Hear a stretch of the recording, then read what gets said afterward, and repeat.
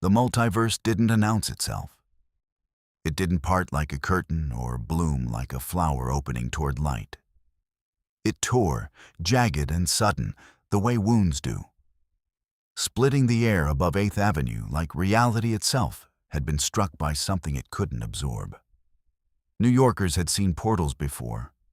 They'd watched the sky over Stark Tower turn inside out during the Chitauri invasion, seen sorcerers fold space like origami outside the Sanctum Sanctorum on Bleecker Street, witnessed the sky crack open during what the news channels still euphemistically called the blip events.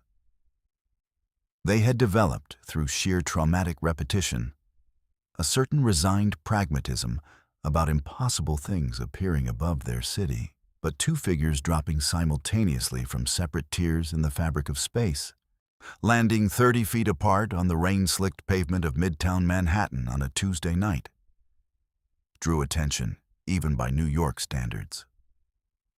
Batman hit the ground the way he always did, controlled, calculated, absorbing the impact through bent knees and letting the cape billow out behind him as he rose. His eyes, white lenses in a cowl that turned his face into something between man and symbol, swept the immediate environment in under 2 seconds. Different skyline, different energy signatures in the air. He could feel them, subtle electromagnetic distortions that his cowl's sensors immediately began cataloging. The smells were familiar enough. Exhaust, rain, food cart steam, the particular cocktail of 8 million people living stacked on top of each other. But the energy readings were wrong. Arc reactor signatures in the upper atmosphere, dimensional membrane residue that matched no known DC equivalent, gravitational microanomalies consistent with recent large-scale reality manipulation. He was not in Gotham. He was not in his universe. Batman had contingency plans for interdimensional displacement. Of course he did. He had contingency plans for everything. But the cold, clean clarity of actually being here, stripped of every resource except what he carried on his person, every contact useless, every piece of preparation made for a world that no longer surrounded him, cut through even his composure like a batarang through shadow. He had 3 seconds of stillness. Then he heard the other landing. Dispatch hit the pavement differently. No performance in it, no symbol. Just a professional arriving at a worksite. And the twin blades were already in hand before the dimensional static had fully cleared from his vision. And his eyes, calm, assessing, utterly without the theatrical weight that Batman carried in his posture, found the dark night immediately. 30 feet, good distance, enough to read, enough to close if necessary. He didn't know where he was. That registered as a problem ranked third in his immediate priority assessment, behind 1. Identifying threats, and 2. Identifying assets. The figure across the rain-wet street registered as both simultaneously. Batman's cowl sensors had already begun cross-referencing the stranger's profile. Superhuman reflexes. The micro-movements were too precise, too quick for a baseline human.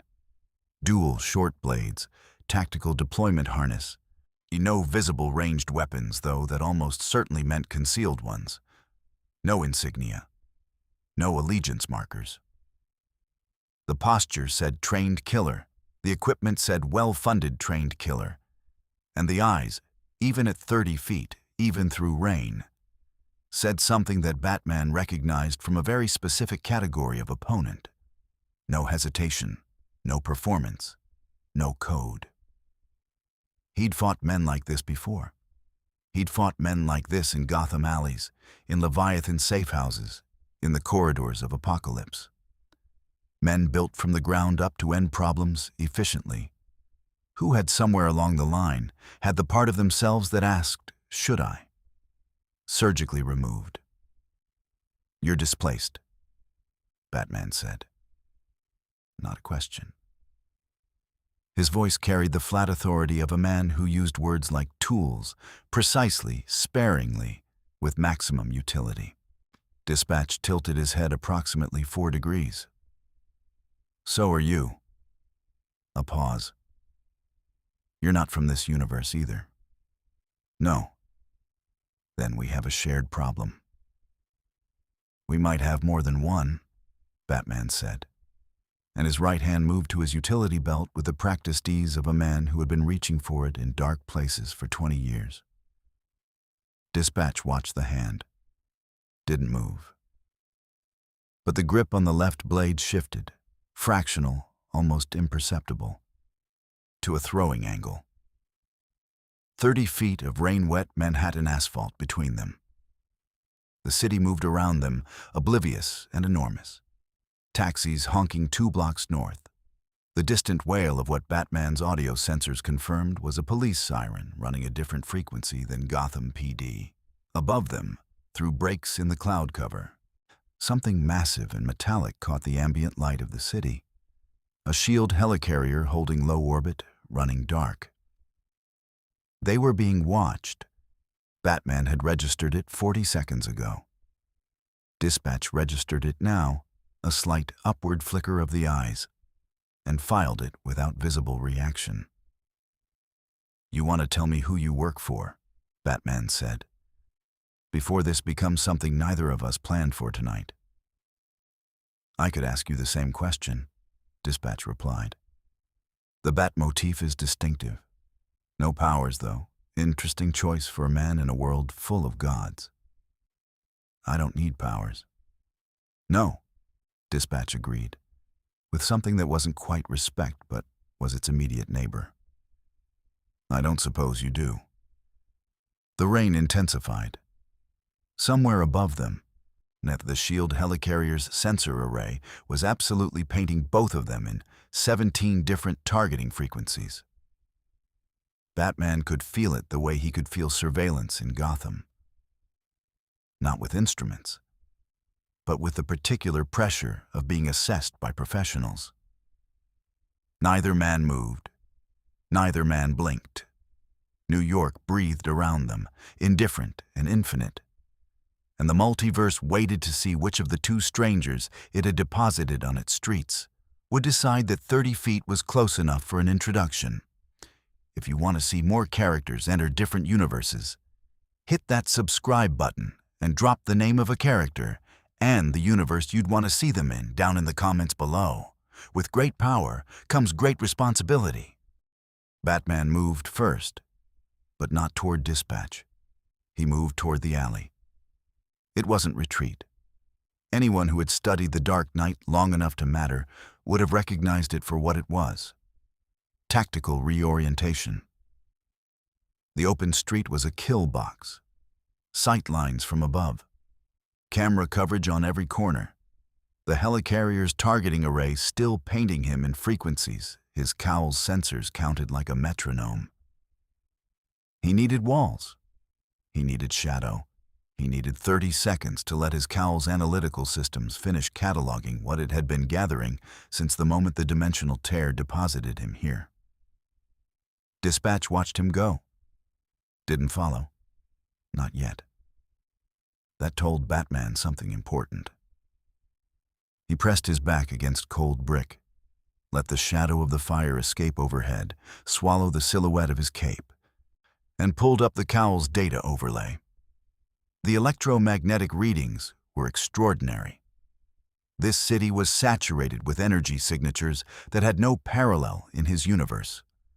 Arc reactor emissions in at least 4 distinct locations across the borough. A persistent dimensional membrane residue centered approximately 3 blocks northwest, consistent with repeated portal activity.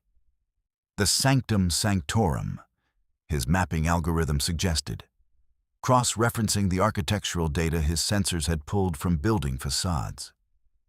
Gamma radiation traces in the Hudson River Basin, faint but measurable. Vibranium alloy signatures from a vehicle that had passed the intersection 40 seconds ago. He had been in this universe for less than 3 minutes, and he already had more questions than any reasonable contingency plan had accounted for. The cowl flagged a secondary alert. The figure from the street had not moved from his landing position. Standing in open rain, blades sheathed now, apparently content to wait. That patience was either professionalism or provocation. Batman filed it as both and kept working. He needed information. He needed a secure location. He needed to understand the power architecture of this world, who controlled what, who answered to whom, what the rules of engagement were for an unregistered extra-dimensional presence. The helicarrier suggested military intelligence oversight. The dimensional residue suggested magical governance infrastructure. The arc reactor signatures suggested private sector superhero operation running parallel to or in tension with the military layer. Layered power structures, fractured authority, competing oversight. He understood that topology. He'd navigated it in Gotham his entire career. 20 blocks north, in a townhouse that looked unremarkable from the street and was anything but, an alarm went off. Wong looked up from the ancient text he'd been cross-referencing against a TVA temporal manifest, one of several documents that had come through questionable channels since the multiverse started behaving like a badly maintained engine, and studied the alert hovering in the air before him. 2 simultaneous Nexus arrivals, non-native dimensional signatures, Midtown Manhattan. One signature was utterly without mystical resonance, which was itself remarkable. A human-level presence so completely free of magical attunement that it read almost as an absence.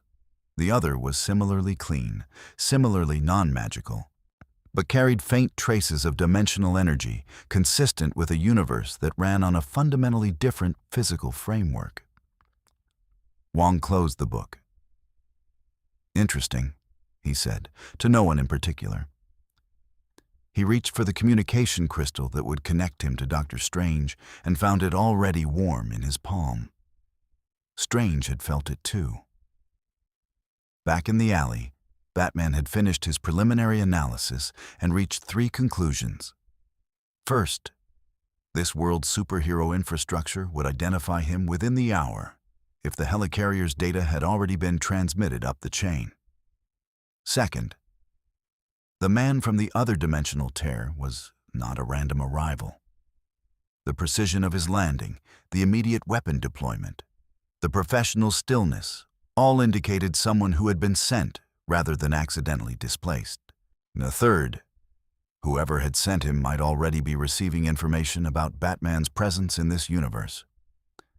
He stepped back out of the alley. Dispatch was exactly where he'd left him, rain-soaked, unhurried, watching the alley mouth with the patient attention of a man who understood that pressures sometimes worked better than pursuit. "You were sent here," Batman said. "Observation or accusation?" "Statement of fact. Your arrival was too controlled for an accident. The tactical deployment on landing. You were prepared for an unknown environment. Someone briefed you that the destination would be uncertain." Dispatch regarded him for a moment, with something that might, in better lighting, have qualified as appreciation. "You're fast." "I'm thorough." Batman moved to within 15 feet and stopped. "Who sent you?" "That's not a conversation I'm authorized to have." "Then let's have a different one. You've assessed me. You know I'm not powered. You know I'm not from this universe. You've had 90 seconds to close the distance, and you haven't, which means eliminating me isn't your current priority, or you're not certain enough of the outcome to commit." A pause. "Which is it?" The rain fell between them. "Both," Dispatch said, with the particular honesty of someone who respected competence too much to insult it with lies. Batman nodded slowly. It was the most useful thing either of them had said. "There's a SHIELD helicarrier running surveillance on this intersection," Batman said. "Within the next 20 minutes, ground assets will arrive to contain us both." I'd rather not spend my first hours in this universe in a government detention facility. Agreed. Then we move. You follow my lead until we have a defensible position and I understand the layout of this world. Dispatch tilted his head again. That 4-degree assessment angle that Batman was already cataloging as his tell. You're asking me to trust you. I'm asking you to recognize that right now, our interests align. That's not trust. That's arithmetic. A beat. Then Dispatch sheathed his left blade. Not the right one. Batman accepted that as the closest thing to a handshake the situation was going to offer, and moved north toward the shadow of the elevated train line, the city folding around them both as they disappeared into the particular darkness that New York reserved for things it wasn't ready to see yet. Peter Parker had not been having a good Tuesday. It had started with a physics exam he was reasonably confident he'd aced, but emotionally certain he'd destroyed, progressed through a 6-hour shift at the Midtown Gazette's digital desk, where his editor had rejected 3 photo submissions for being too dramatic, which, given that the photos were of Spider-Man fighting a rhino variant near the Brooklyn Bridge, felt like a criticism leveled at the wrong person, and culminated in a patrol that had so far yielded nothing except 2 bike thefts, a noise complaint, and a guy trying to sell what he claimed were authentic Asgardian artifacts out of a rolling suitcase on Canal Street. He was web-slinging east along the underside of the elevated track on 125th when his spider sense went off. Not the sharp, an immediate spike that meant dodge right now. The slower, lower-frequency hum that meant something wrong is nearby and getting wronger. He'd learned to distinguish between the two the hard way over years of getting hit by things he hadn't respected the warning for. This frequency meant, pay attention. Something in your vicinity is operating outside the parameters of what this city normally contains. He dropped to a fire escape, crouched, and looked south. 2 figures moving through the shadows below the elevated line. One in what looked like, and he genuinely had to process this for a moment, a bat costume. Full cape, pointed ears, the works. The other in dark tactical gear with what Spider-Man's eyes, enhanced considerably beyond human norm, identified as twin blades crossed at the back. Okay, Peter said quietly to himself, in the voice he used when the universe was being specifically weird at him. Okay, so Batman is real, and also he's here, and also he has a friend who looks like he kills people for a living. Great. This is fine. His spider sense hummed its low warning with the patience of something that had learned not to expect him to listen immediately. He followed them from 3 stories up, moving silent and slow, keeping to the shadows between the elevated track's support columns. They were good. The bat-suited one in particular moved with a quality of silence that Peter found genuinely impressive in a way he didn't often find baseline humans impressive. No wasted motion, no silhouette against open sky. He was using the urban architecture like camouflage, flowing around lights rather than through them. Must and his route selection suggested he'd mapped the surveillance camera positions in this neighborhood sometime in the last 10 minutes. Which meant he was either phenomenally well prepared or phenomenally fast at intelligence gathering. Probably both, Peter thought. They stopped in the loading dock behind a closed restaurant supply warehouse. The bat-suited one produced a device from his belt. Small, matte black, humming with a frequency that Peter's enhanced hearing caught as some kind of electromagnetic scrambler, and placed it against the security panel. The door opened in 4 seconds. Okay, breaking and entering, that's actually my jurisdiction, Peter muttered, and swung down. He landed on the warehouse roof, flipped over the edge, and dropped through a skylight that he was slightly annoyed to find was already unlocked, which meant the bat had already been inside at some point or had unlocked it remotely, and landed in the middle of the warehouse floor, 15 feet from both of them, "Hey," he said, with the particular brightness he deployed when he wanted to seem less threatening than he was. "So, weird night, right? For everybody? Because I'm getting a real weird night for everybody vibe." Both figures had reacted to his entrance, but differently, and the difference was informative. The bladed one had moved to a flanking position, smooth and immediate, closing the angle without apparent thought. Combat reflex deeply grooved. The bat had gone still. Not frozen. Still. The kind of stillness that meant active processing rather than reaction. "Spider-Man," the bat said. Not surprised. He'd known Peter was following them. Of course he had. "That's me. And you're—" Peter gestured at the costume. "I mean, you're clearly going for something very specific with the whole—" Another gesture. "Look, I have questions. Several questions. Starting with who you are, why you're here, and who your friend with the knives is." "Batman," the figure said. "Bruce Wayne, and he's not my friend." "We just met," Dispatch said, from his flanking position, in a tone that suggested friendship was not a category he maintained a column for. "Right." Peter's eyes, behind the white lenses of his mask, moved between them rapidly. His spider sense was doing something complicated. The low warning hum still present, but layered now. Two distinct frequencies corresponding to two distinct threat sources, and neither of them spiking toward imminent violence, but neither dropping toward neutral either.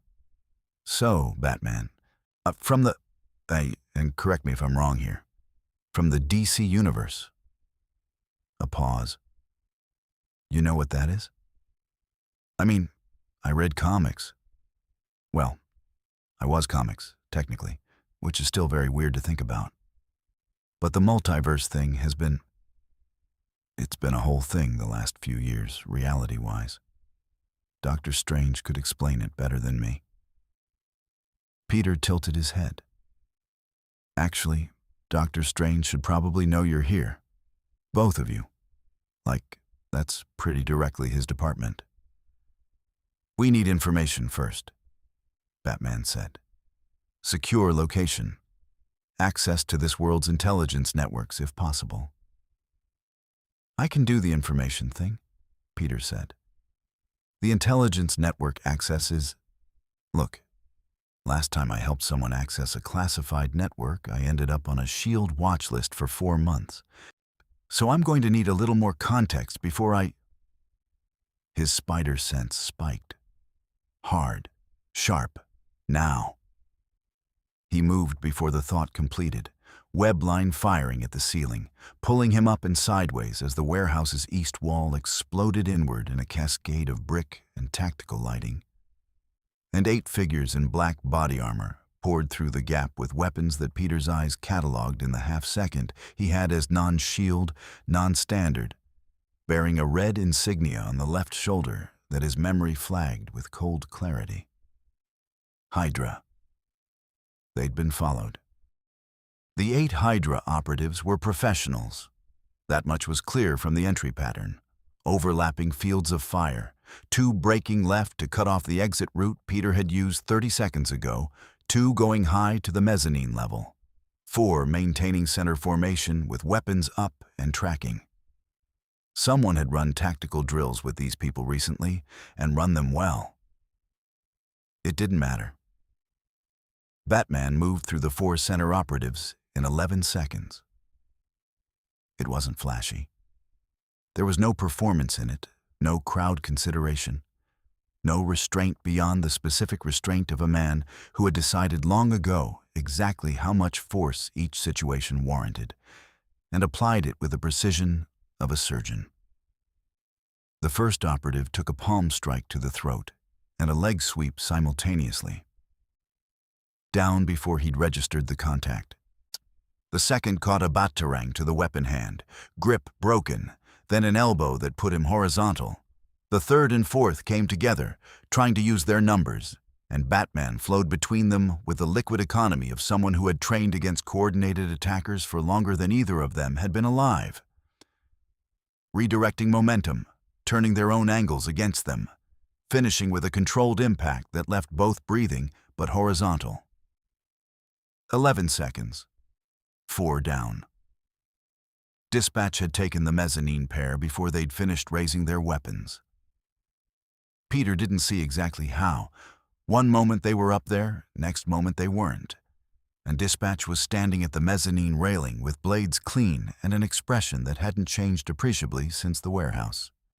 Peter had webbed the two cut-off operatives to the wall with the efficiency of someone who'd been doing this since high school, and swung back down to the floor, landing in a three-point stance that he straightened out of with the studied casualness he'd developed for post-combat moments when he wanted to seem less rattled than he was. "Okay," he said. "Hydra." So, that happened. Batman was already crouched over one of the downed operatives, running a scanner across the man's tactical gear. "They tracked us from the dimensional breach site. Probably had sensors in place before we arrived. They were waiting for a multiversal event." He pulled a small device from the operative's vest. Communication hardware, non-shield frequency. He examined it for 3 seconds. Encrypted, but the encryption architecture is early 2000s vintage. "I can break it." "You've been in this universe for 20 minutes, Peter said. 23. And you can already break Hydra encryption? Hydra uses a rotational cipher framework with a predictable entropy pattern. The underlying mathematics are universal." Batman was already working on the device as he spoke, fingers moving across it with the focused attention of someone for whom multitasking was simply the default state of consciousness. "What I need to know is whether this cell operates independently or reports to a larger structure currently active in this timeline." "Hydra's been fragmented mostly," Peter said. "After S.H.I.E.L.D. fell, after everything with Zemo, there have been cells, but nothing centralized. At least, not that I know of." He paused. "Which, full disclosure, my information on Hydra's current organizational structure is probably not the most reliable, because I mostly punch their guys when they show up rather than, deeply analyzing their hierarchy." "That's Spider-Man's jurisdiction, apparently," Dispatch said, from the mezzanine, in a tone that was either dry humor or a precise simulation of it. Peter pointed at him. "I'm choosing to believe that was a joke." Batman stood. The device in his hand was transmitting now. A low-level passive intercept running on frequencies that shouldn't have been accessible to civilian hardware, which meant the cowl had done something to it that Peter's understanding of electronics couldn't entirely follow. They knew we were coming. Not just that a multiversal event would occur. They knew to expect multiple arrivals. Someone with either precognitive ability or advanced intelligence about the breach tipped them. The warehouse settled around them. Outside, the rain had intensified into something more serious, and the sound of it against the roof filled the silence between them. Then the silence was filled with something else. The temperature in the warehouse dropped approximately 4 degrees. Peter felt it before he saw it. The particular quality of cold that came not from weather, but from the deliberate imposition of a different set of physical rules onto the local environment. A circle of golden light bloomed in the center of the warehouse floor, geometric and precise, rotating through 3 dimensions simultaneously in a way that made the eyes report conflicting information. And from it stepped 2 figures.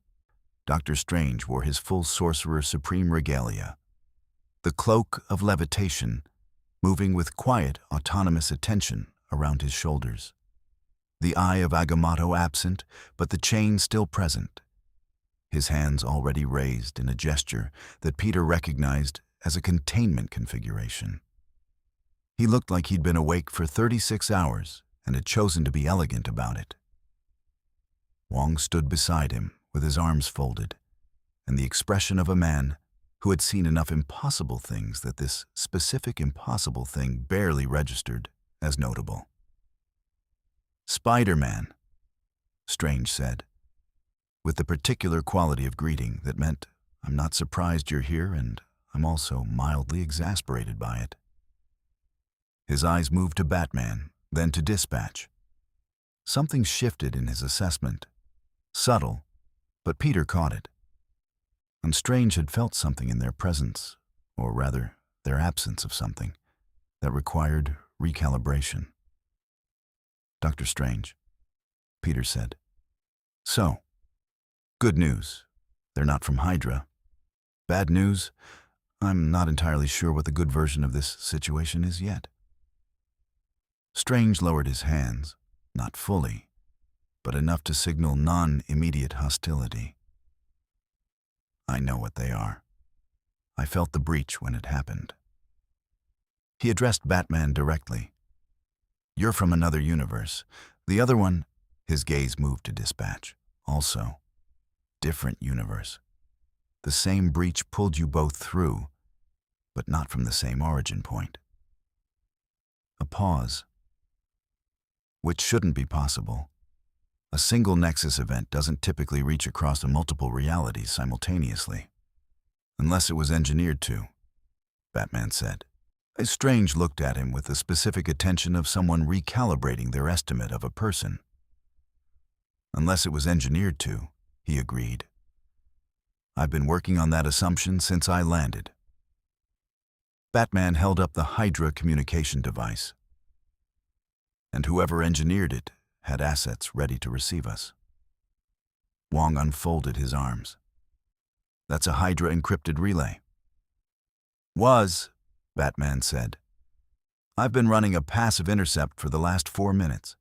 I have partial coordinates for a secondary facility and fragments of a communication chain that goes through at least 3 cutouts before it reaches a handler." He looked at Strange steadily. "I need access to this world's intelligence architecture to follow the chain to its source, and I'm told you're the appropriate point of contact for extra-dimensional complications." Strange studied him for a long moment. The cloak of levitation drifted slightly, as if making its own assessment. "You've been here less than half an hour," Strange said. 27 minutes, Batman replied. The silence stretched. Then Strange looked at Wong, and Wong made the expression of a man who recognized when a situation had already made its own decision. "There's a room in the sanctum," Strange said finally, "that I use for exactly this kind of briefing. It's warded against external surveillance, including Hydras, including shields, including the TVAs, which has been increasingly relevant lately." He opened a portal, gold-edged, precise, opening onto the warm amber light of a study lined with impossible books.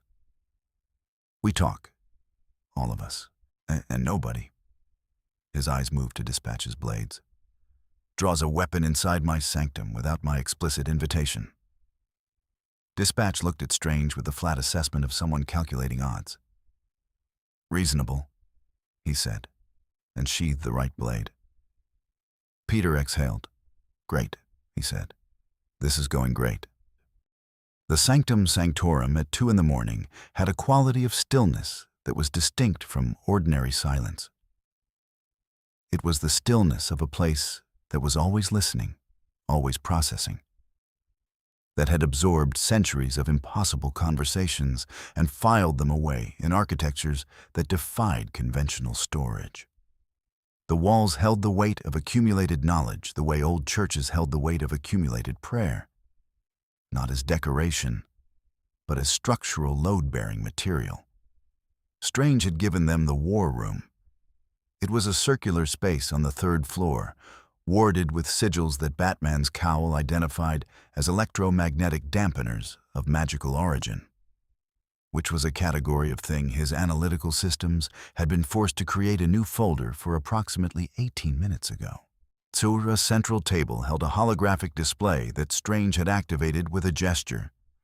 currently showing a three-dimensional map of Manhattan overlaid with energy readings in 7 distinct spectra. Wong had brought tea that no one was drinking and coffee that Batman was, because caffeine was still caffeine regardless of which universe produced it, and had positioned himself near the door with the quiet authority of a man who considered himself the last line of reasonable defense between the room's occupants and the rest of the world. Spider-Man sat on the back of a chair the way people who can stick to walls default to when they're processing tension. Dispatch stood near the window. Strange had quietly warded it 3 separate times, which Dispatch had observed without comment. The Batman stood at the holographic display and had been there for 11 minutes, absorbing data at a rate that Strange had stopped trying to interrupt approximately 9 minutes ago. The Hydra communication chain terminates in a facility in northern New Jersey, Batman said. Industrial complex, currently registered as a pharmaceutical logistics company. The cutout structure uses 3 shell corporations, all incorporated within the last 14 months, which suggests this cell was established specifically in response to the multiverse instability that began. He glanced at Strange. Approximately when? The TVA's temporal authority collapsed about 2 years ago, Strange said. Multiverse has been fractured since, Nexus events occurring with increasing frequency. So the cell was established to exploit that instability.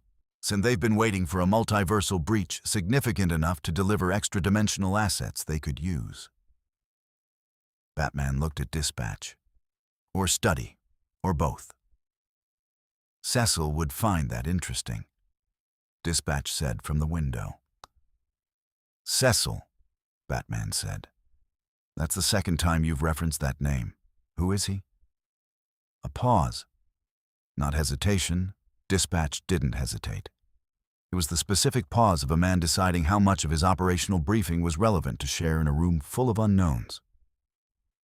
My handler, Cecil Stedman, director of the Global Defense Agency. My universe's equivalent of, he looked at Strange, S.H.I.E.L.D., roughly, with fewer regulations and more operational flexibility. Fewer regulations, Peter said. That's a diplomatic way to put it.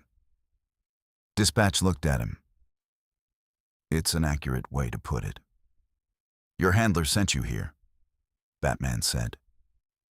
It remained a statement rather than a question. I was in the field when the breach occurred. The GDA detected the dimensional event and Cecil transmitted a redirect order before I was pulled through. My mission parameters updated mid-transit. Updated to what? Batman asked. The pause this time was marginally longer. Reconnaissance, assess the dimensional destination, identify assets and threats, report back when communication with my universe is re-established. That's the mission he told you, Batman said. Dispatch's eyes moved to him. The quality of attention in them shifted. Fractional, controlled, but present. That's the mission he told me. Dispatch agreed. Strange had been listening with the particular quality of attention he'd developed over years of conversations where what wasn't said carried as much information as what was. He looked at Batman. You think Stedman has a secondary agenda? I think handlers always have secondary agendas, Batman said. It's the nature of the role.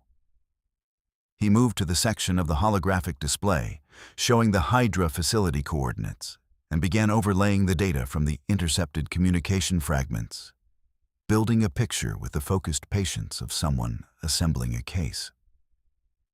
The question is whether that agenda is compatible with the current situation or complicates it. You do this often? Peter asked. Just drop into an unknown environment and immediately start running intelligence operations? Yes. Right. Peter looked at Strange. Or he's like you, but without the magic. He's considerably more organized than me. Strange said, which was the kind of self-assessment that only came from genuine security. The holographic display had evolved under Batman's manipulation into something significantly more complex. The Hydra facility at its center, radiating connection lines to 3 identified shell corporations, to the communication relay they'd taken from the warehouse operative, to the 2-year timeline of multiversal breach events that Strange's data had provided. A pattern was emerging, not fully resolved, not yet, but present in the way that patterns always were before you had enough data to name them. The Hydra cell knew the breach would produce multiple arrivals, Batman said. Not one extra-dimensional presence. Multiple. Which means they didn't just detect the breach. They had advanced intelligence about its structure, possibly contributed to engineering it. He straightened. Someone in this universe helped create the conditions that pulled us both here. The question is why they wanted 2 non-powered tactical operatives from different universes specifically. The room was quiet for a moment.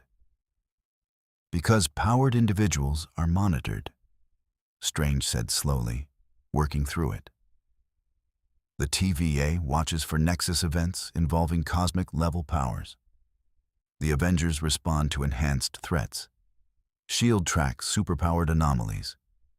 But 2 baseline humans, he paused, even exceptional ones, would read as low priority on every detection framework.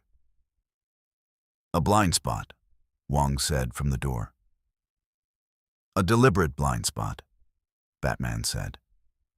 We were meant to arrive unnoticed. Hydra was positioned to collect us before any superhero infrastructure engaged. He looked at dispatch. Which means whatever they want from us, they wanted it before Strange and Spider-Man knew we existed. Peter's web shooter clicked quietly as he adjusted his grip on the chair back. So we messed up their timeline just by, what, fighting in the street instead of getting immediately captured? Essentially, Batman said. Okay. Peter absorbed this. Okay, so that's actually kind of a win.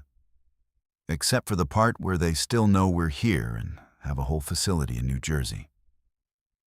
Which we're going to need to investigate, Batman said, with the particular quality of certainty that wasn't arrogance, because it was simply his assessment of the logical next step.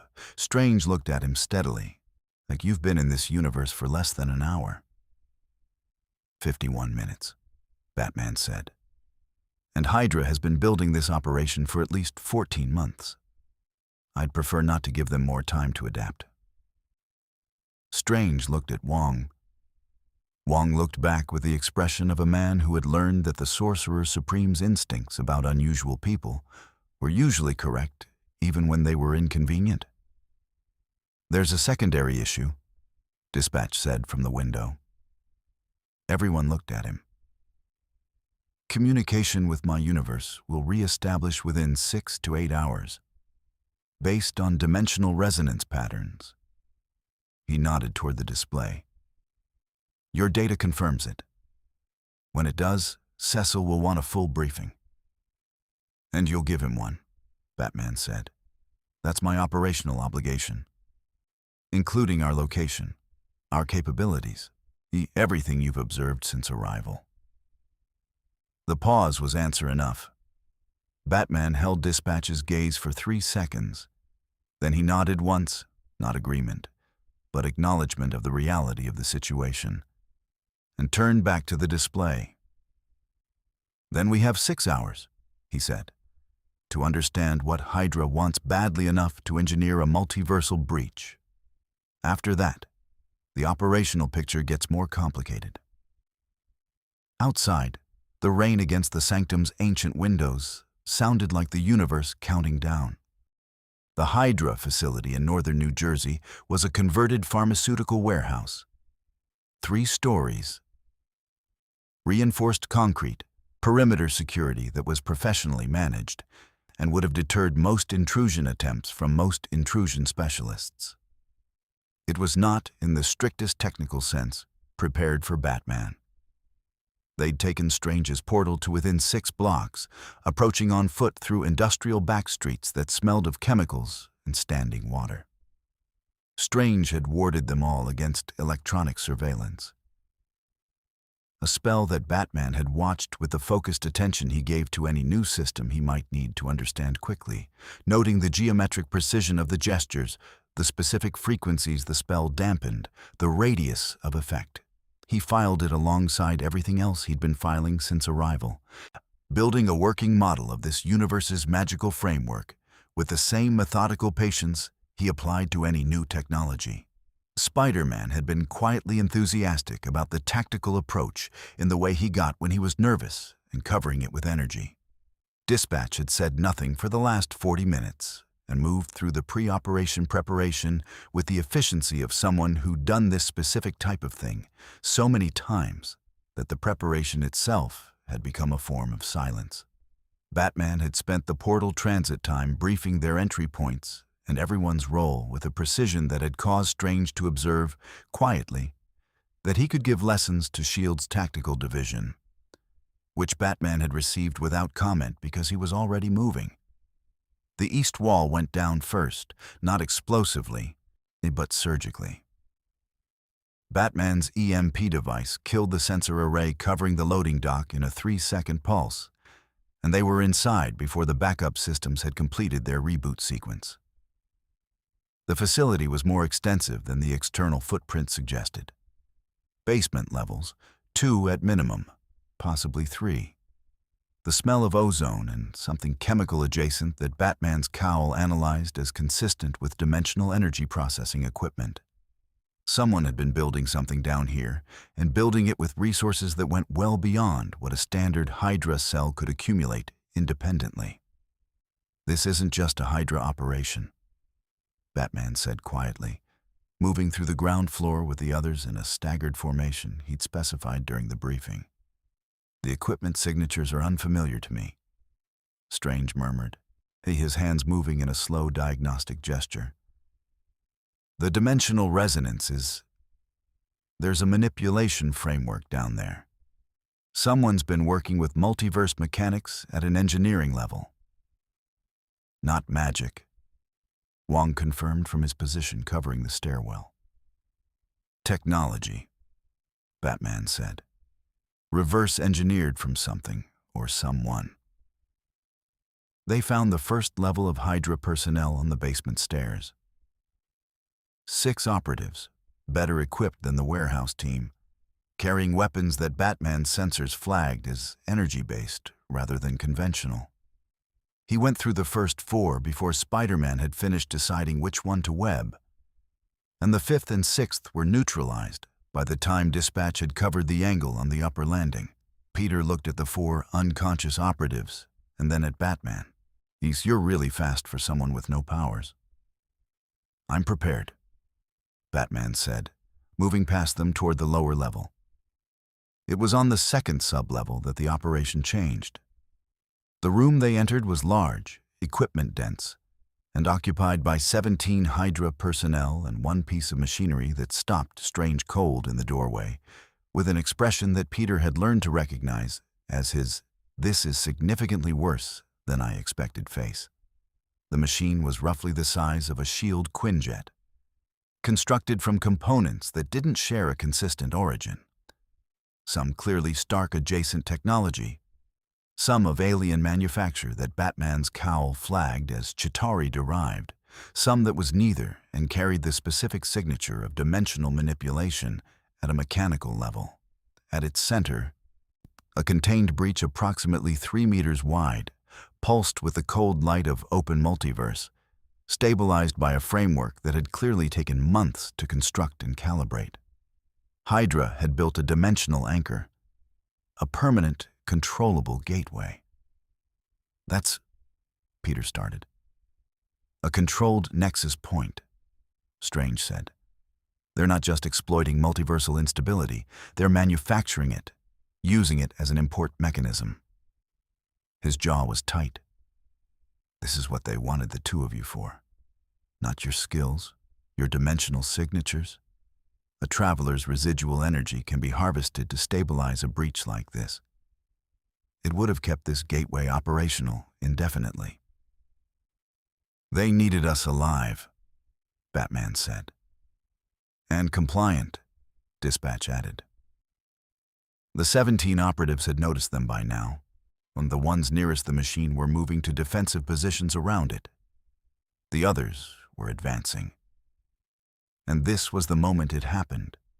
The moment that had been building since the warehouse, since Strange's sanctum, since the first 11 seconds of Batman moving through Hydra personnel with a controlled precision that Dispatch had been cataloging with the specific professional attention of someone building a tactical file. Because Dispatch moved to the left flank and engaged 3 operatives with a fluid, merciless efficiency that neutralized all 3 in under 4 seconds.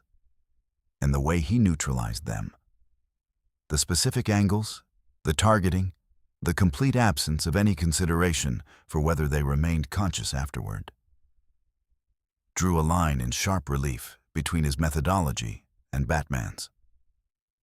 Batman saw it happen, processed it, kept moving, because the situation demanded it. But the data was filed and active. Peter, swinging across the ceiling to web-bind 4 operatives near the machine, caught it too. He said nothing, but his eyes behind the mask moved between Dispatch and Batman with the quick, worried intelligence of someone who just watched a fault line develop underground that everyone was still standing on. The fight lasted 90 seconds. When it resolved, 12 operatives were webbed or zip-tied or pressure-pointed into unconsciousness. 5 were not unconscious. They were breathing, but they would need medical attention. And the specific nature of their injuries was consistent with someone who had been trained to stop threats permanently and was exercising restraint only as a professional courtesy to the room. And Batman crouched over the machine's primary control interface. His cowl was already scanning. "This can be disabled," he said, "permanently without destroying the structural integrity of the building." He looked at Strange. "Can you seal the dimensional component from the mystical side while I handle the mechanical?" "Yes," Strange said. "Then we have," Batman checked his internal clock, "approximately 4 minutes before the facility's emergency response protocol activates, and we have a significantly larger Hydra force to deal with." He began working. Peter landed beside him and kept watch on the room's entry points. Web shooters ready. After a moment, quietly enough that only Batman could hear, the guys Dispatch put down. He wasn't trying to keep them conscious. "No," Batman said, without looking up from the interface. "Is that going to be a problem?" Batman's hands moved across the control interface with precise efficiency. The machine's hum began to drop in frequency, the controlled descent of something being systematically disassembled. "It's already a problem," he said. "I'm currently deciding how large a one." They were 3 blocks from the facility, in a salvage yard that Strange had identified as surveillance dead when the signal came through. Batman heard it first, a frequency his cowl flagged as dimensional resonance, distinct from the facility's machinery, distinct from Strange's magic, carrying the specific signature of a communication channel that had been waiting for multiverse conditions to align. He identified the source in the same moment that Dispatch's posture changed. It was subtle, a fraction of a degree in the shoulder alignment. A quality of stillness that was different from his operational stillness, less predatory, more receptive. The way a soldier stands when the radio comes alive with a voice they've been waiting for. "That's your re-established link," Batman said. Dispatch looked at him. "Yes." "Earlier than you estimated." The machine at the facility changed the local dimensional resonance, accelerated the re-establishment window. He paused, 6 hours became 2.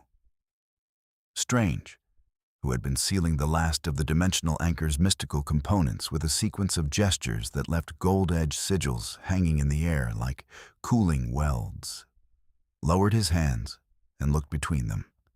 Peter had gone still on top of a crushed car stack, his spider senses low-frequency hum present, but not spiking, which meant he was reading the room as tense rather than immediately dangerous. For now. "You need to take that call," Batman said.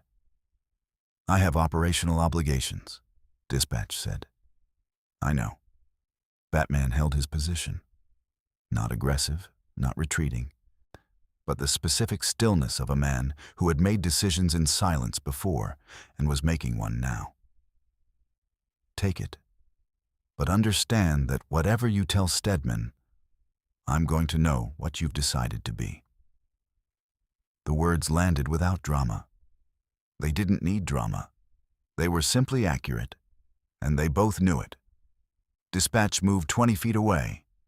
Professional distance, the gap that said privacy without saying deception, and activated the communication channel. Batman's cowl passive intercept was already running. He didn't reach for it. He let it run. The voice that came through the channel was measured, intelligent, carrying the specific quality of authority that came not from volume, but from total confidence that what it said would be acted upon. Batman had heard that quality before. In Amanda Waller's voice, in certain boardrooms, like in the particular register of people who had decided long ago that the ends were always worth the means and had never been genuinely forced to test that belief against something it couldn't absorb. Dispatch. Cecil Stedman's voice, filtered through dimensional static, but clear enough. "Report," Dispatch reported. Efficiently, accurately, with the compression of a professional who understood that operational briefings were about relevant data rather than narrative. The dimensional breach, the simultaneous arrival, Batman's presence, capabilities, observed skill level, the Hydra cell, the dimensional anchor, the facility's neutralization, Strange and Spider-Man's involvement. Batman listened to all of it and found it accurate. Complete as far as it went. Then Cecil said, "The Bat, on assess acquisition viability." The salvage yard was very quiet. Peter's head turned slowly toward Batman. Batman didn't look at him. His eyes were on Dispatch's back, the specific set of the shoulders, the quality of the silence that followed Cecil's question. "Define acquisition," Dispatch said. "We've been building a profiling framework for this universe's tactical operators," Cecil said. "The Bat's cognitive architecture, the detective methodology, the combat integration, the strategic processing, is the most sophisticated, non-powered tactical profile we've ever encountered. Our modeling suggests it's partly innate, mostly trained, which means it can be studied, replicated. The GDA could benefit significantly from a complete psychological and tactical assessment. Extended observation at minimum, full cooperation preferred." A pause, involuntary if necessary. "He's not a threat to our universe," Dispatch said. "He's a resource. There's a difference." Cecil's voice carried no particular cruelty. It was simply a man who sorted everything into categories and had placed Batman in the useful one. "You're not being asked to harm him. You're being asked to facilitate a controlled study, the kind of thing we do with any sufficiently valuable anomaly." "He's not an anomaly?" Dispatch said. "He's a person." A brief silence on Cecil's end. Then, "That distinction has never prevented you from completing an assignment before." The salvage yard. The rain had stopped an hour ago, and the air had that particular quality of cold clarity that follows it. Somewhere in the distance, a freight train moved through the New Jersey dark. Dispatch turned around. that he looked at Batman with an expression that was, for the first time since they'd met on 8th Avenue, not entirely composed. Not broken, not conflicted in any dramatic sense, but present in a way that his operational efficiency had been carefully preventing until this moment. He was being asked to make a choice that his entire professional architecture was designed to root around, and he was standing in it anyway. Batman looked back at him. "I heard it," Batman said. "I know. He wants a full psychological and tactical assessment. Extended involuntary observation at minimum." Batman's voice was flat.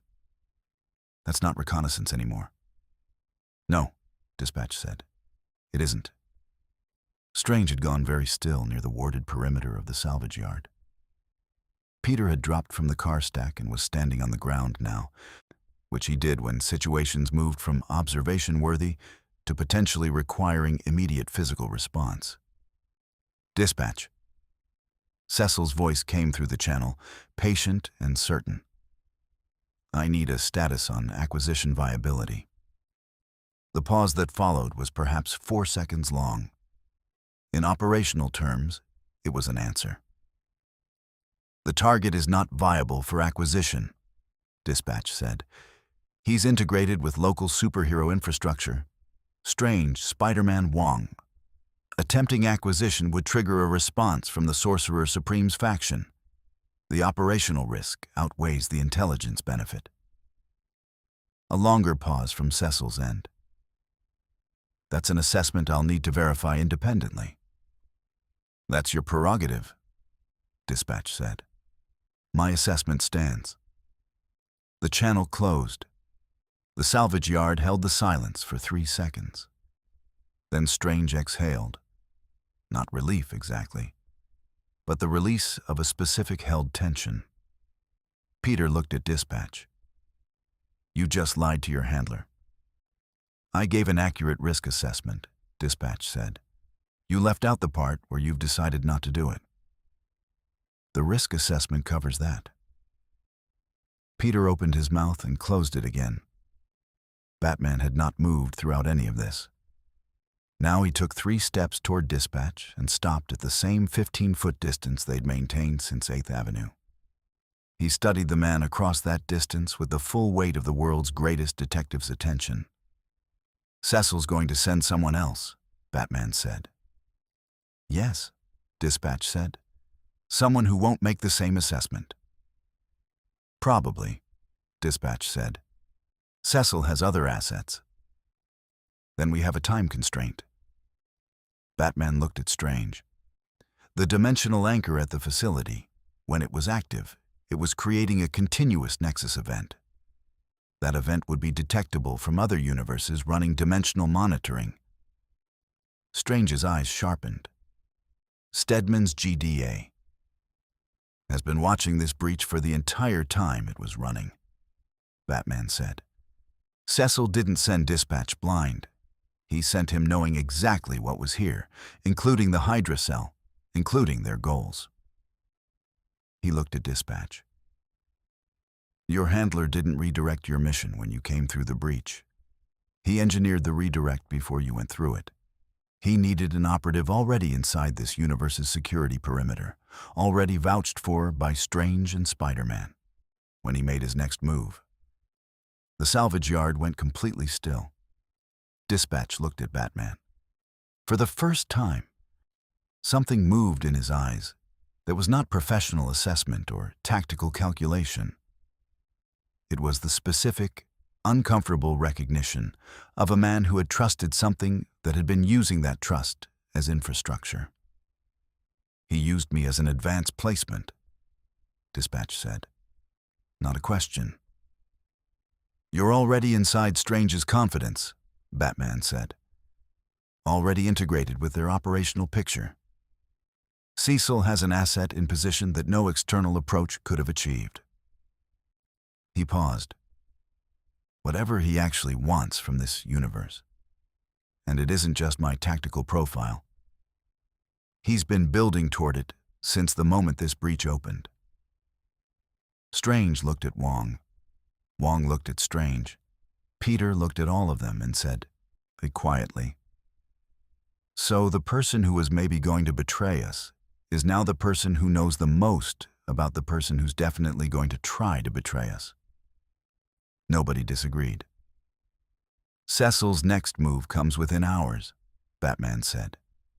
"We need to be ready for it." He looked at Dispatch steadily. "Which means I need to know everything Stedman told you before you came through that breach. Everything he left out, and everything you've figured out since." Dispatch held his gaze for a long moment. Then he said, "All right." And somewhere, across the dimensional membrane between universes, in a secure GDA operations center that smelled of recycled air and calculated decisions, Cecil Stedman listened to his assets channel go quiet and smiled the small, patient smile of a man whose plan had just entered its next phase. Cecil Stedman's full briefing, as Dispatch reconstructed it in the salvage yard, took 11 minutes. Batman listened without interrupting. Strange listened with his hands folded and his expression doing the specific work of a man processing information through multiple analytical frameworks simultaneously. Peter sat on the hood of a crushed sedan and was very quiet, which for Peter Parker indicated a depth of concern that his usual energy was inadequate to cover. The picture that emerged was this.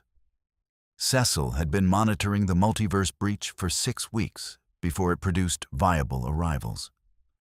The GDA's dimensional detection framework, more sophisticated than anything this universe's shield had developed, Dispatch acknowledged without apparent pride, simply as operational fact, had mapped the breach's behavior patterns and identified the Hydra cell's anchor construction in week 3. Cecil had not informed this universe's authorities. Instead, he had waited, watched, and calculated. What Cecil wanted was not Batman's tactical profile. That had been a secondary interest, genuine but subordinate. What Cecil wanted was the dimensional anchor technology itself. Specifically, the Chitauri-derived components that Hydra had incorporated into the machine's stabilization framework. In Dispatch's universe, Viltrumite incursion scenarios had become the GDA's primary existential threat modeling category, and a controlled dimensional gateway, one that could be used offensively to redirect incursion vectors, not to create tactical displacement options against physically superior enemies, was a strategic asset of the First Order. Cecil had needed someone inside this universe's superhero infrastructure to secure the technology before S.H.I.E.L.D. or the Avengers could claim and classify it. Dispatch had been the operative best positioned to be pulled through the breach. The redirect order during transit had been genuine, but incomplete. The reconnaissance mission was real. The secondary objective, acquire or destroy the anchor technology before this universe's authorities secured it, had been withheld. He knew you'd refuse the secondary objective if you knew about it up front, Batman said. Yes, Dispatch said. So he let you integrate, build operational relationships, become trusted. Batman's voice carried no judgment, just the clean, an analytical weight of a man identifying a mechanism. And when the time came, he planned to transmit the full mission parameters, knowing you'd be too integrated to extract cleanly and too professional to leave the job incomplete. That's Cecil, Dispatch said. The 2 words carried an entire biography. The anchor technology is already destroyed, Strange said. I sealed the dimensional components. Batman disabled the mechanical framework. Whatever Cecil wanted from that machine, he'll want confirmation, Batman said. Independent verification that the technology is unrecoverable. And if it isn't, he paused. If any component survived, he'll send an extraction team. Through what? Peter asked. The anchor's gone. The breach that brought us here is still partially open, Batman said, looking at Strange. I could see it in the facility's dimensional resonance data. The anchor was maintaining it artificially, but the natural breach predates the anchor by at least 6 weeks. Destroying the anchor doesn't close the original breach. It just removes the artificial stabilization. Strange's expression confirmed it before he spoke. It'll close naturally, probably within 48 hours. But until it does, it's a door, Peter said. And Cecil has the address. The salvage yard felt smaller suddenly. Batman had already moved to the perimeter, not fleeing, orienting, the way he always oriented when the tactical picture shifted, finding the angles, reading the sight lines, calculating what the next 12 hours looked like if Cecil moved aggressively, and what they looked like if he moved carefully, and what the overlap between those scenarios demanded by way of preparation. Strange watched him work and said quietly to Wong, "He does that constantly." "I noticed," Wong said. "It's exhausting to observe." "I imagine it's exhausting to be." Batman turned from the perimeter. "We need to secure the breach point, not close it. We can't accelerate the natural closure without Strange's magic creating a nexus event that the TVA will flag. But we need to control access to it." He looked at Strange. "Can you ward the breach location against unauthorized passage? Allow natural closure but prevent deliberate transit?" "Yes," Strange said. "Means it'll take me about 3 hours, and I'll need Wong." "You have 2. Batman looked at dispatch. "Cecil's next communication attempt will come within..." He checked the dimensional resonance data his cowl had been passively gathering since the channel closed.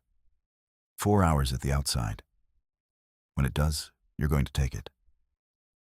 Dispatch looked at him. "And say what?" "The truth," Batman said.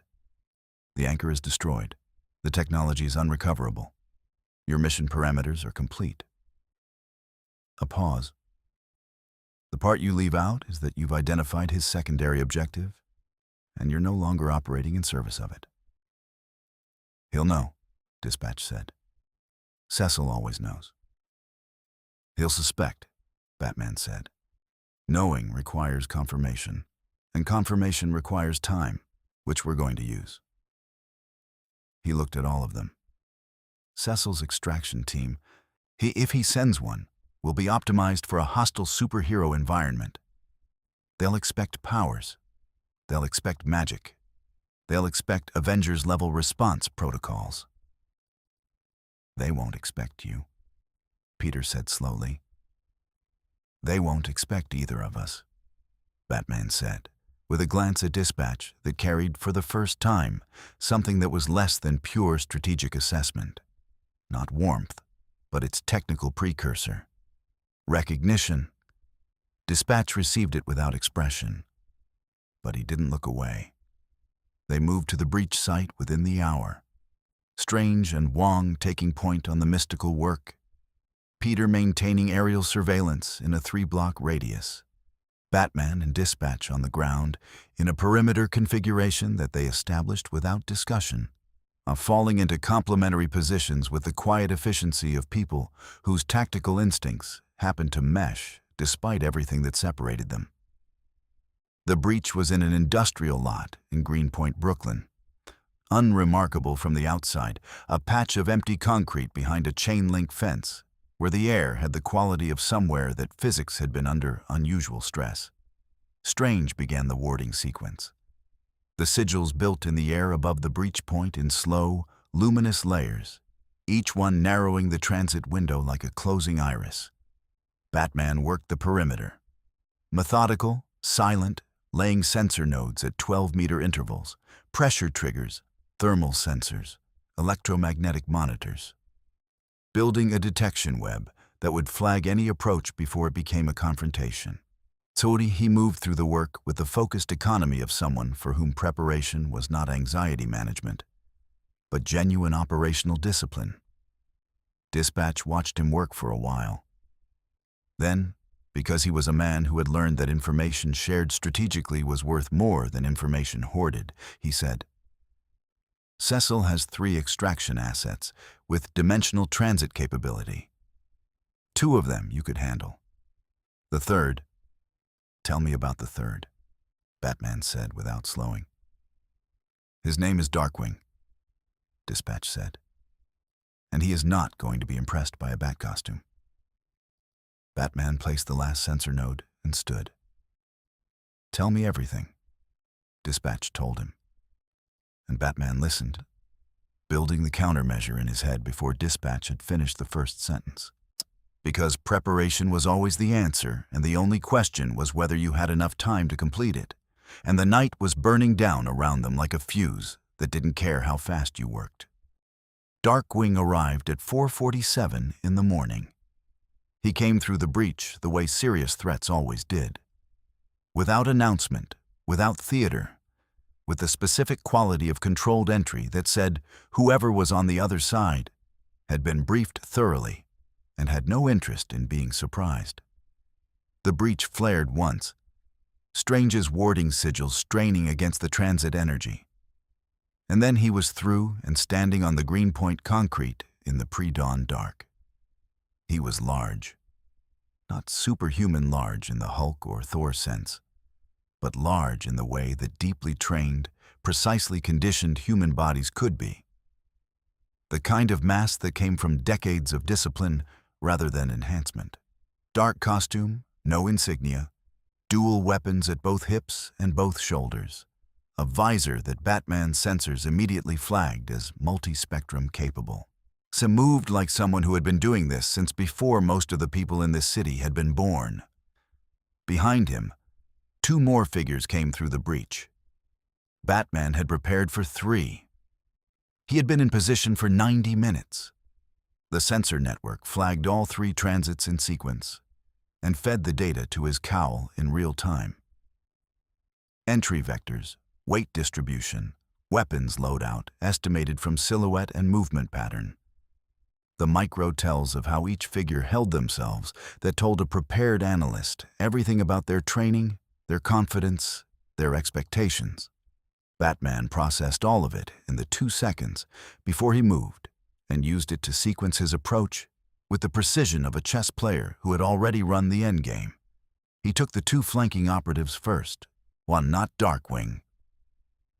Dispatch had been specific about Darkwing's capability ceiling, and Batman had rebuilt his entire approach around the principle of removing variables before engaging the primary threat. The left flank went down to a batarang to the visor, not lethal, but the multi-spectrum system shorting out in a cascade of sparks produced a half-second of total sensory disruption, which was all he needed to close the distance and apply pressure to the specific nerve cluster at the neck that ended consciousness without damage. The right flank was faster, had better situational awareness, pivoted toward Batman's approach with the speed of someone whose reaction time was genuinely enhanced. Batman had prepared for that too. The explosive gel on the concrete had been placed 90 minutes ago. The detonation was small, directional, designed to produce disorientation rather than injury. A flashbang effect from below that used the ground as a resonance chamber. The right flank staggered. Batman was through his guard in the stagger, controlled takedown over in 4 seconds. Darkwing had not moved. He stood in the center of the lot, watched Batman finish with the second operative and straighten. And his expression behind the visor, what Batman could read of it through the sensor overlay, was the expression of a man recalibrating. "Cecil said you were good," Darkwing said. "Cecil was being conservative," Batman replied. From the shadows at the lot's eastern edge, Dispatch emerged. He moved to Batman's left and stopped there, and the quality of where he stopped, the angle, the distance, on the way his weight was distributed, said something that needed no verbal translation. Darkwing read it. His head moved fractionally between them. "You made a choice," Darkwing said to Dispatch. I made an assessment, Dispatch said. Cecil won't see the difference. I know. Darkwing's hand moved toward his right hip weapon, not drawing, assessing. And Batman's response was immediate. Not aggressive, preparatory. His right hand was at his belt, the specific Batarang configuration he'd loaded for this engagement ready. Body weight already shifting to the angle he'd identified as optimal for engaging Darkwing's dominant side. Strange's wards above the breach pulsed gold in the pre-dawn dark. Peter Parker was somewhere in the air above. Batman had tracked his position through the sensor network without looking up, and maintaining a complete awareness of the lot's three-dimensional space that Dispatch had been quietly impressed by even while cataloging it. This doesn't have to go further, Batman said. Your universe has something Cecil wants, Darkwing said. I'm here to verify the target status and secure anything recoverable. The anchor technology's gone, Batman said. Strange sealed the dimensional components 3 hours ago. There's nothing to recover. Cecil will want independent confirmation. Then tell him you confirmed it, because it's true. Batman held Darkwing's gaze. The machine is destroyed. The breach closes naturally in under 48 hours. Whatever Cecil's strategic modeling told him this technology was worth, it doesn't exist anymore. The mission is complete. Darkwing was quiet for a moment, as the pre-dawn light was beginning at the horizon, not dawn yet, but the specific softening of dark that preceded it. The city beginning to shift from its nighttime acoustics to its morning ones. The first distant sounds of traffic on the bridge. And if Cecil sends me back for the bat instead, Darkwing said. The lot went very still. Batman had prepared for this too. Not with gadgets, with something simpler and less comfortable. He had prepared by deciding, in the 90 minutes of quiet work, laying sensor nodes in the dark, exactly where his line was in this specific situation and what he would do when someone walked up to it. Then you and I find out which one of us Dispatch briefed more accurately, Batman said. It wasn't a boast, it wasn't a threat. And it was the flat statement of a man who had calculated the engagement honestly and was presenting his findings. Darkwing looked at him for a long time. Then he looked at Dispatch. You trust him? I trust his assessment of the situation, Dispatch said. Which is the same thing, operationally. Cecil trusted your assessment too, Darkwing said. Look how that's working out. Cecil trusted my compliance, Dispatch said. Not my assessment. There's a difference. The words landed in the space between them and stayed there. Darkwing's hand moved away from his hip. Not a surrender, a decision. The specific kind of decision that men in his profession made when they encountered a situation that their operational brief hadn't adequately described, and their own judgment had to fill the gap. The anchor is destroyed, he said. Yes, Batman said, and the breach closes naturally.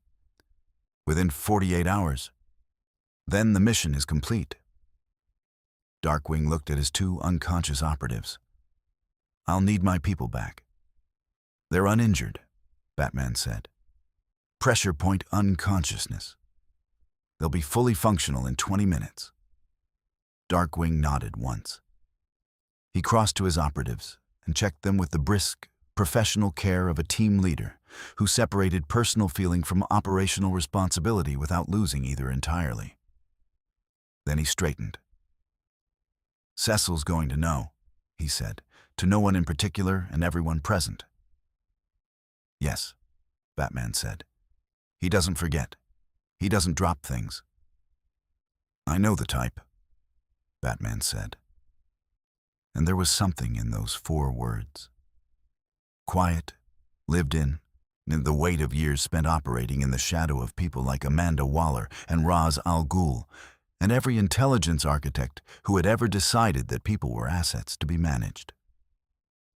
That was not bitterness, but was the permanent scar tissue left by hard-won understanding. Darkwing looked at him one more time. Then he gathered his operatives and stepped back toward the breach. Strange's wards let him pass. They were designed to prevent unauthorized entry, not prevent egress. The breach flared once.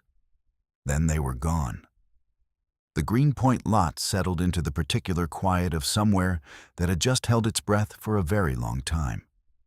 Strange lowered his hands from the ward maintenance configuration, his expression carrying the weight of a man who knew that closed doors were not the same as resolved situations. Peter dropped from the fire escape he'd been perched on for the last 40 minutes and landed without sound, pulling his mask up to let the morning air reach his face. Batman stood in the center of the sensor network he'd built in the dark and ran the post-engagement analysis with the automatic thoroughness of someone who did this after every operation, regardless of outcome. Cataloging what had worked, what had been unnecessary, what Darkwing's response had told him about GDA extraction protocols that he hadn't known before. He was already thinking about what came next. Beside him, Dispatch stood in the lightning dark and said nothing, because there was nothing to say that the situation hadn't already said more precisely. The breach closed 31 hours later. Strange felt it happen. A clean, final sealing. The multiverse suturing itself with the quiet efficiency it reserved for wounds that had been properly treated rather than left to fester. He stood at the sanctum's third-floor window and watched the sky above Greenpoint do nothing remarkable, which was exactly what it should do, and allowed himself 30 seconds of something that was not quite relief, but was its mature, experienced cousin. Batman had spent the 31 hours doing what Batman did. He had mapped the Marvel Universe's power architecture with a thoroughness that Strange found genuinely unsettling. Not because it was threatening, but because the implications of that kind of intelligence gathering, applied by someone with Batman's discipline and without Batman's code, would have been catastrophic. The code, Strange had concluded somewhere around hour 14, was not a limitation. It was load-bearing. Remove it, and what remained was not more dangerous. It was simply less. The full dossier Batman had compiled lived in the Cowl's memory banks and nowhere else. No external storage, no network connection, nothing that could be accessed without his direct cooperation.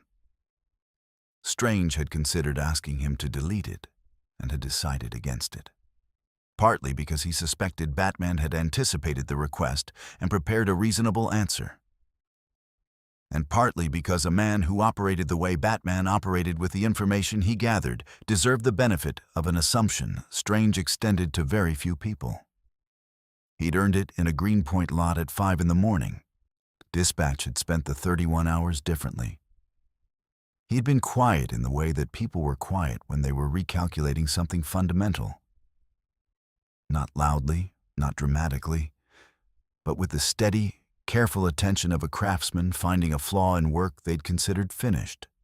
He had spoken to Cecil twice more through the diminishing breach window, both times delivering accurate operational reports that omitted, with surgical precision, the specific information that would have changed Cecil's tactical calculus. It was not lying. Both men knew it was not lying. It was the last form of professional loyalty available to someone who had decided that loyalty to a mission was not the same as loyalty to the man who issued it. Peter Parker had swung by the sanctum on his way to class, dropped off coffee, said something about how this had been the weirdest Tuesday of his life. And that was genuinely impressive given his entire life, and left with the particular energy of someone who had processed an extraordinary experience by deciding to let it mean something rather than trying to make it small enough to be comfortable. Strange appreciated that about him more than he said. Now, with the breach closed and the immediate crisis resolved, Batman stood in the sanctum's war room and did what Strange suspected he did at the end of every operation, regardless of universe or outcome. He reviewed, he cataloged, He extracted every lesson the situation had to offer and stored it in the architecture of a mind that ran on the principle that the next threat was always coming, and the only honest response to that fact was preparation. "The TVA will have flagged the breach closure," Strange said from the doorway. "They may want to debrief." "Let them," Batman said. "I'll cooperate with any reasonable inquiry." Strange almost smiled. "That's a very specific qualifier. I choose my words carefully." Strange stepped into the room. "What happens to you now? The breach is closed. Your universe is on the other side of it." Batman was quiet for a moment. The question had been present since the first hour. He'd filed it as tertiary concern behind immediate operational demands, which was either disciplined prioritization or a very effective way of not looking at something until the work required you to. Now the work was done. "You have a multiverse," Batman said. "Fractures, nexus events, variant timelines. Dimensional travel is possible." "Theoretically," Strange said. "More practically, returning you to your specific universe. Your exact Earth, your exact continuity, would require precision calibration that I haven't." "I know," Batman said. "I'm not asking you to send me back today." A pause. "I'm telling you that I understand the path exists and that I'll find it when the time is right." Strange studied him. "And until then?" Batman looked at the holographic display, still active, still building its map of the Marvel Universe's power architecture, still adding data from every sensor feed his cowl had been quietly gathering since arrival. A city full of superheroes and villains and cosmic threats and moral dilemmas that were, when you stripped away the specific textures of the universe that produced them, recognizable. Familiar in their shape, if not their detail. A city, in other words, and that needed someone working in the dark. "Until then," Batman said, "I have work to do." Strange nodded slowly. It was the answer he'd expected. It was also, he thought, the right one. Dispatch appeared in the doorway behind him, jacket changed, blades sheathed. The quiet preparedness that was his default state carrying something new in it that hadn't been there on 8th Avenue 2 days ago. Not uncertainty. Something more useful than certainty and more honest than either. "Cecil will recalibrate," he said. "He'll find another angle." "He will," Batman agreed. "When he does, it won't be a 3-person extraction team." "No," Batman said. "It won't." He looked at Dispatch steadily. "Which means you're going to have to decide, before that happens, what you actually work for." The words sat between them in the morning quiet of the Sanctum's war room, carrying the weight of everything the last 31 hours had put them through. The warehouse, the facility, the salvage yard, the Greenpoint lot, Darkwing's arrival and departure. And all the smaller moments between those larger ones where two men built from different philosophies had found, in the specific pressure of an impossible situation, something that wasn't friendship, but was its honest foundation. Dispatch held Batman's gaze. "I'm working on that," he said. Batman accepted it with a single nod, not dismissal, not pressure. Acknowledgement of a process that couldn't be rushed and didn't need to be. Strange watched them both and thought about the strange mathematics of the multiverse. How it pulled people together through breach points and nexus events and cosmic accidents. And how sometimes the collisions it produced, the ones that should by all rights have been purely destructive, left something behind in the rubble that was worth more than what had existed before the impact. He filed the thought for later. There was always more work.